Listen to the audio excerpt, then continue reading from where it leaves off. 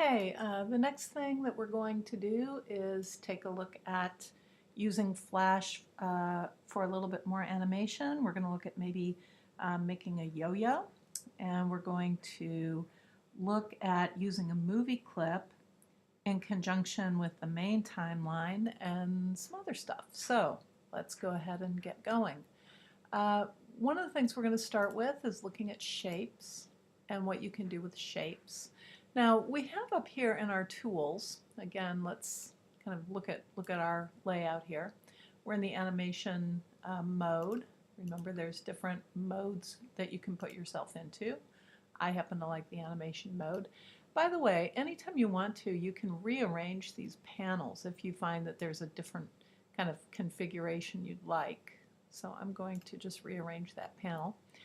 And again, if you come over here, you see that there's object drawing mode versus non-object drawing mode.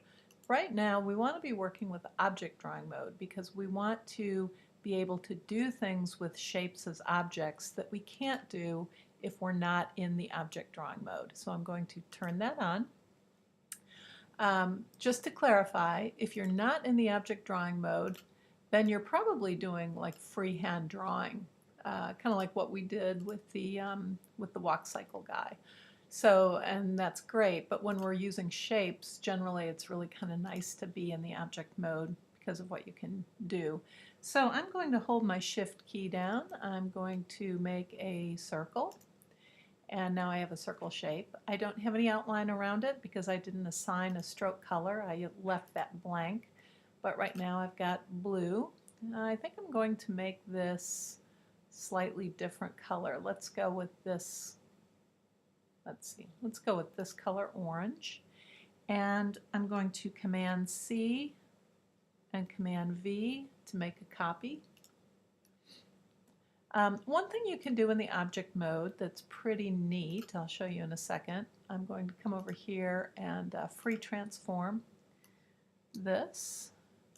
So now I have two, a small one and a big one. Let's say that I want to, let me make this a different color just so you can see a little bit better. Let's say that I want to cut a hole in the big one. Let's say I want to make a donut kind of a shape.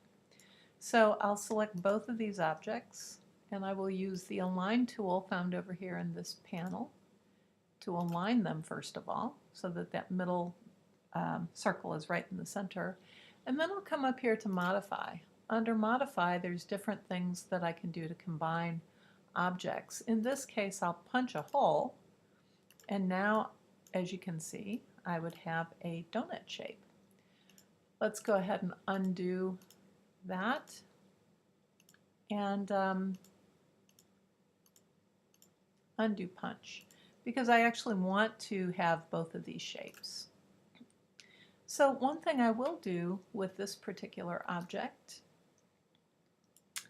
is I will size it up just a little bit, and it's sizing up, keeping that center position, which is nice. All right. Now, what I think I'm going to do at this point is I'm going to convert this to, I think what I'll do actually, I'm going to go ahead and copy both of those, or cut both of those, Command C, and I'm going to insert a new symbol, a movie clip symbol, and I'm going to call this yo-yo body. And now I have a movie clip, yo-yo body. It's within the first scene of my movie. You can come over here and you can see it, but of course there's nothing in yo-yo body until, of course, I paste into the center that yo-yo body that I had. Now the next thing that I want to do is I want to import a piece of art from Illustrator that I just created, Yo-Yo Text Illustrator. Now I'm pulling this file in from Illustrator because one of the things that Illustrator can do is it can create type on a curve. And so that's beneficial. I want to be able to use that. So in this case, I've got some type. It's on a curve, as you can see. And now what I want to do is size that up a little bit. I can still, modify things I want to. And now I want to make sure that everything is in perfect alignment. So again, I select everything. That's just taking that selection tool. Or I can use the transform select as well, either one.